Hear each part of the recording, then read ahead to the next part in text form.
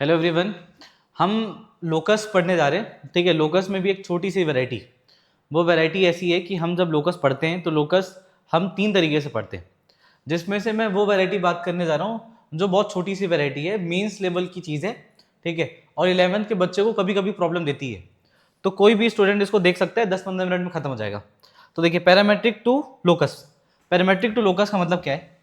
सबसे पहले थोड़ा लोकस पे बात करते हैं हल्का सा। देखिए, लोकस की तीन वैरायटी होती है, ज्योमेट्रिकल लोकस, एल्जेब्रिक लोकस और पैरामेट्रिक लोकस। तो ये तीनों ही लोकस की वैरायटीज है।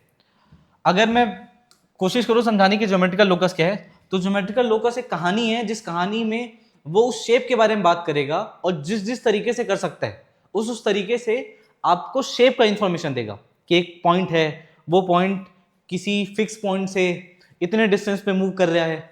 तो वो कुछ भी पूछ सकता है या फिर कोई भी इंफॉर्मेशन दे सकता है।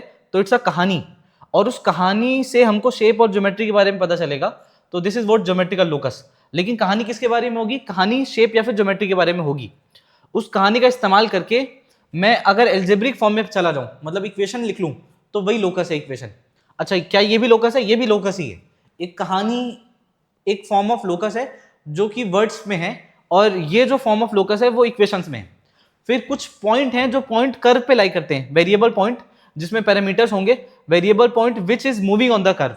एक ऐसे या फिर पॉइंट्स जो कर्व पे मूव करते जा रहे हैं, वो पॉइंट्स वेरिएबल पॉइंट होंगे जिसमें कोई ना कोई पैरामीटर होगा। वो भी लोकस का ही फॉर्म है जो पॉइंट के फॉर्म में है। ठीक है, अब उसमें पैरामीटर की जगह वैल्यू चेंज करते जाओगे तो अलग अलग पॉइंट आते जाएगा, और वो सारा पॉइंट कर्व पे ही लाई करता है, इसलिए दिस इज ऑल्सो लोकस। तो लोकस तीन फॉर्म में, एक ज्योमेट्रिकल फॉर्म में जिसमें कहानी होगी, जिसमें ज्योमेट्री और शेप के बारे में बताया जाएगा, और उसी को अगर हम इक्वेशन में कन्वर्ट करेंगे तो उसको हम अलजेब्रिक लोकस बोलते हैं। और अगर मैंने पॉइंट्स के फॉर्म में रिप्रेजेंट कर दिया किसी कर्व को, किसी भी कर्व को पॉइंट में रिप्रेजेंट कर दिया, और पॉइंट कैसा होगा? पॉइंट वेरिएबल पॉइंट होगा जिसको हम पैरामीट्रिक पॉइंट भी बोलते हैं, जिसमें आप पैरामीटर में वैल्यू चेंज करते जाओगे तो अलग अलग पॉइंट मिलते जाएगा, तो एक शेप बन जाएगा। वही शेप है जिसकी बात हो रही है। तो this is what parametric locus. अब इसी पे बात करते हैं कि हम पैरामेट्रिक को किस तरीके से लोकस में कन्वर्ट करेंगे। तो ये सारे क्वेश्चंस हैं, एक बार इसको पॉज करके सारे क्वेश्चंस आप एक बार अटेम्प्ट कर लें कि हम इससे अलजेब्रिक इक्वेशन कैसे निकाल सकते हैं लोकस। चलिए, अब मैं बनाना शुरू करता हूं वन बाय वन। तो कहानी है, यहां शुरू करते हैं। ठीक है, तो दीज आर पैरामेट्रिक पॉइंट। तो अगर ये पैरामेट्रिक पॉइंट है तो this will be X, this will be Y. तो अब एक्स और वाई लिखा हुआ है, X equal to 2+3 cos t, Y equal to 1+4 sin t। अब मेरे को इक्वेशन निकालना है इन दोनों की हेल्प से। टी की वैल्यू चेंज करते जा रहा हूं तो मेरा पॉइंट अलग अलग आते जाएगा, अलग अलग आते जाएगा, और वो पॉइंट किसी कर्व पे लाइक कर रहा होगा। तो करना क्या है, ध्यान से देखिए, सिंपल सा फंडा है।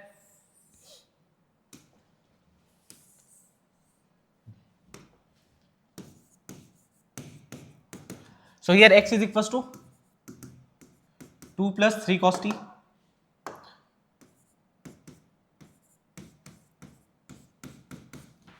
और y equal to 1+4 sin t। चलिए, तो अब यहां से x की और y की वैल्यू आ गई है। अब आपको पता है, बहुत प्यारी सी आइडेंटिटी है, क्लास 10 में सारे बच्चे पढ़ते हैं, sine square theta plus cos square theta equal to 1। तो अब यहां से साइन और कॉस की वैल्यू बहुत आराम से आप निकाल सकते हो। देखिए, आपको मैं स्टेप बता देता हूं कि पैरामेट्रिक लोकस से हम इक्वेशन ऑफ लोकस तक कैसे पहुंच जाते हैं। पैरामेट्रिक से अगर आपको इक्वेशन में जाना है, मतलब एल्जेब्रिक फॉर्म में जाना है, तो आपको क्या करना है? पैरामीटर रिमूव करने के जुगाड़ में लगना है। तो आप पैरामीटर जिस जिस तरीके से रिमूव कर सकते हो उस तरीके से आप इक्वेशन तक पहुंच जाओगे। तो आपका पर्पस क्या है? आप पर्पस लिख लीजिए, purpose is to remove the parameter. जो भी पैरामीटर आप यूज कर रहे हैं उस पैरामीटर को रिमूव करना ही हमारा पर्पस है। तो हमारा यहाँ पैरामीटर टी है, तो अब टी को रिमूव करना है। तो टी को रिमूव करने के लिए वी कैन से कि मैं अगर cos t की वैल्यू निकाल लूं, यहां से sin t की वैल्यू निकाल लूं, और cos square t plus sin square t की वैल्यू 1 होती है, तो वो जो t का पार्ट है वो रिमूव हो जाएगा। तो यहां से आप इसको लिख सकते हो x minus 2/3 is equal to cos of t, और इस फॉर्म से आप लिख सकते हो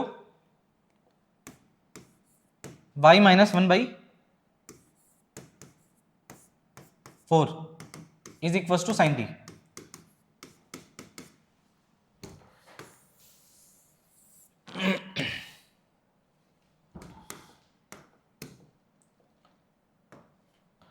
अब जैसे ही मेरे पास cos t आ गया, sin t आ गया, तो मेरे को एकदम सिंपल सा फॉर्म पता है, sin square t plus cos square t equal to 1। तो अब इसका और इसका स्क्वायर कर लो।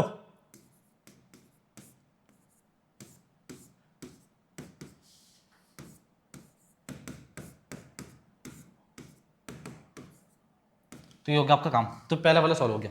इसी तरीके से आप बाकी क्वेश्चन भी सॉल्व कर सकते हैं, जैसे ये इसमें सेक दिया हुआ है, कॉट दिया हुआ है, तो हमको पता है सेक और टेन में बहुत अच्छा रिलेशन होता है, sec square t minus tan square t equal to 1। तो मैं काम करता हूँ, यहाँ से 10 से निकाल लेता हूँ, यहाँ सेक तो है ही, तो this is x is equal to, यहाँ से यू कैन से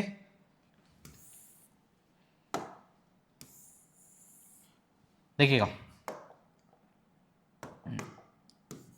x is equal to 3 sec t plus 1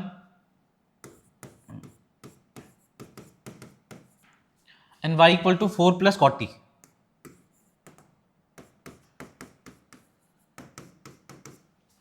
यहां से आप x सेक टी की वैल्यू निकाल सकते हो, विच इज x माइनस 1/3,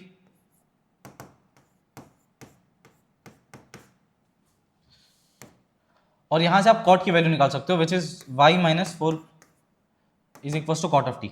तो y माइनस 4 अगर कॉट है तो आप 10 के बारे में बोल सकते हो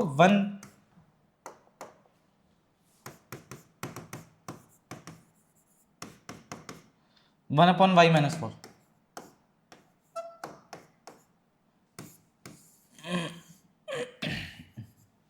one upon Y minus 4, clear है।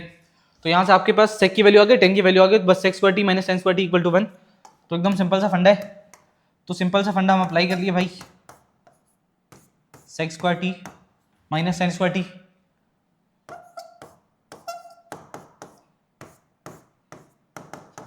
Is equal to 1। That's it, इतना ही सिंपल है, बस खत्म। चलिए फिर से ये जितने भी हैं, अब इस फॉर्म को देखते हैं, इसको हम लोग किस तरीके से टैकल करेंगे।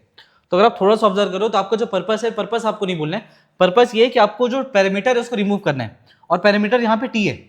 तो अगर आप ध्यान से देखो तो यहाँ ये वाला जो फॉर्म है, this is X and this is Y. तो अगर आप एक्स प्लस वाई करोगे तो ये 3 to the power minus t और 3 पावर माइनस टी गायब हो जाएगा, क्योंकि ऐड करोगे दोनों का अपोजिट साइन है तो वो चले जाएंगे। हाँ, इसकी कुछ ना कुछ वैल्यू आएगी, तो लेट्स फाइंड आउट कि भाई इससे क्या हम कर सकते हैं। तो क्वेश्चन है हमारा 3 to the power t plus 3 to the power minus t divide by 2। देखिए पॉइंट ये है,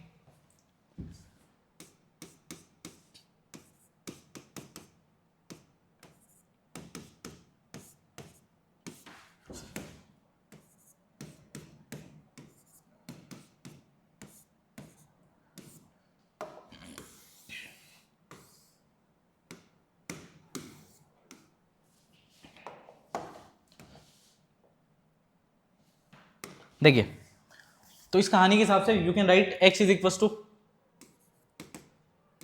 3 to the power t plus and y की वैल्यू क्या है,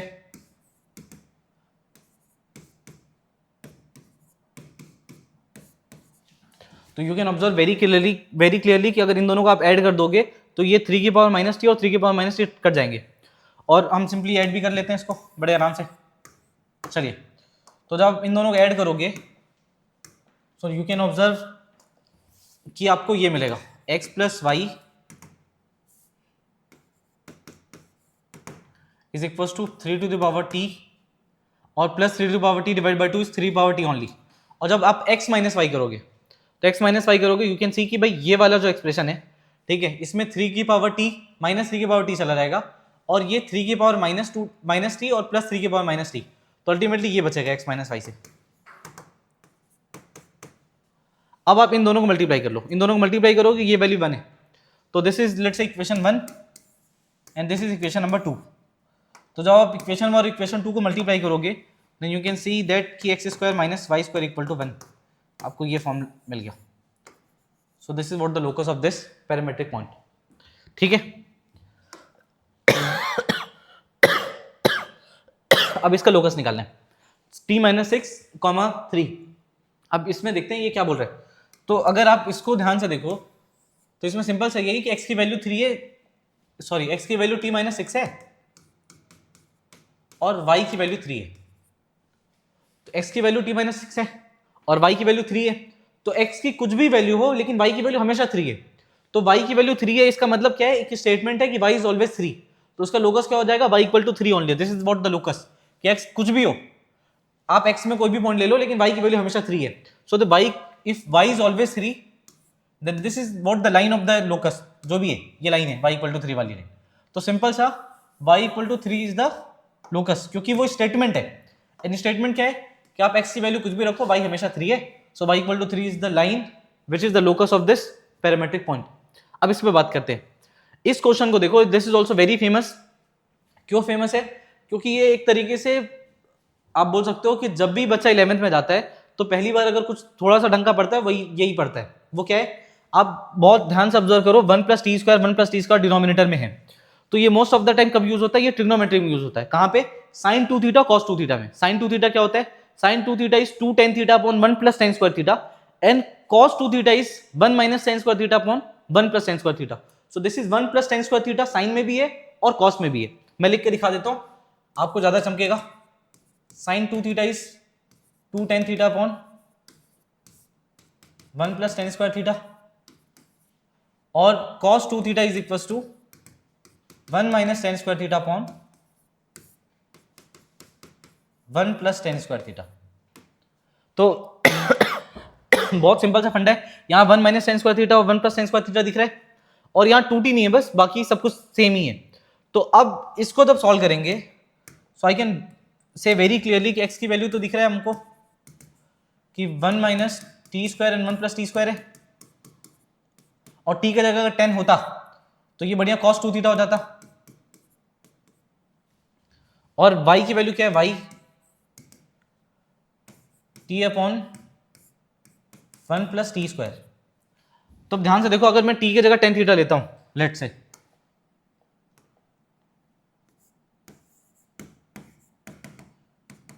late t equal to 10 theta, तो अगर t की जगह 10 थीटा लेता हूं तो 1 - tan² थीटा 1 + tan² थीटा, तो मेरे को दिख रहा है कि यार ये जो वैल्यू है x की जगह I can write cos 2 theta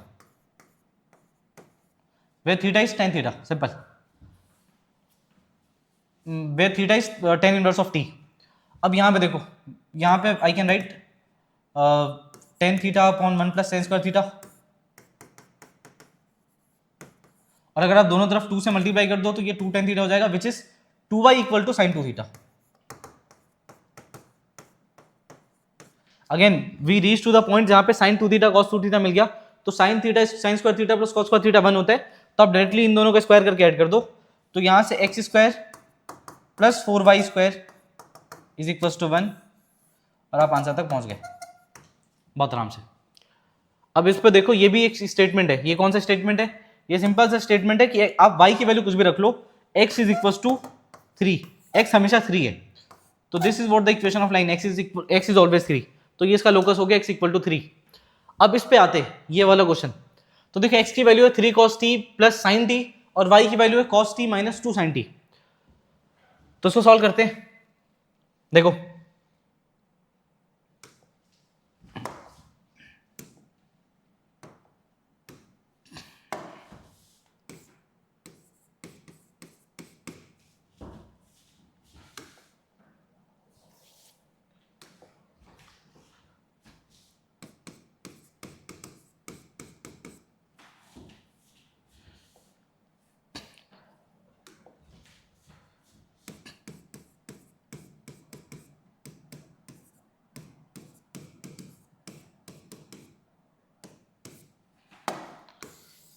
देखिए, तो अब यहां से आप बहुत आराम से बोल सकते हो कि this is equal to x, ये एक्सप्रेशन x है, ये y है। तो शायद आपको समझ में आ गया होगा कि यार अगर मैं x और y निकाल लिया हूँ, साइन और कॉस में अगर आ जाए तो sin² theta plus cos² t equal to 1 लेना है, बस उसको निकालना है कि साइन क्या है और कॉस क्या है, यहाँ पे बस यही करना है। तो आप यही बोल सकते हो कि साइन और कॉस निकालना है एक बार,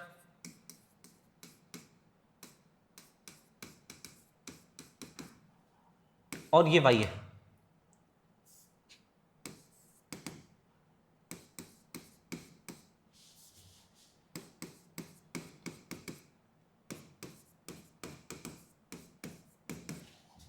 तो देखो ये 3 cos t और ये y है। अब इसमें अगर मैं 3 से मल्टीप्लाई कर दूं और सब्ट्रैक्ट कर दूं तो ये 3 cos t चला जाएगा, और ये हो जाएगा माइनस ऑफ 6 sin t, और सब्ट्रैक्ट करोगे तो ऐड हो जाएगा। तो अल्टीमेटली आपको दिख रहा है कि ये हो जाएगा 7, देखो x minus 3y is equal to 7 sin t। तो यहां से आपका sin t की वैल्यू आ गई x माइनस 3y/7, तो ये पहला इक्वेशन हो गया। अब आप cos t की वैल्यू निकाल लो। cos t के लिए इसको एलिमिनेट करना है, तो आप एक काम करो, इसको 2 से मल्टीप्लाई करके ऐड कर दो, तो 2 से मल्टीप्लाई करके ऐड करोगे, ये दोनों चले जाएंगे, ये हो जाएगा 6 cos t और ये है हमारा cos t, तो अल्टीमेटली 7 cos t हो गया। So this is 2x plus Y, तो यहां से हमको मिल गया 2x plus Y is equal to 7 cos t। तो आपसे cos t की वैल्यू आ गई which is 2x plus Y divide by 7।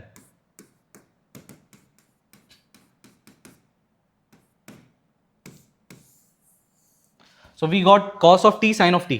अब ऐड करेंगे, स्क्वायर करके ऐड करेंगे, बना जाएगा, बहुत सिंपल है।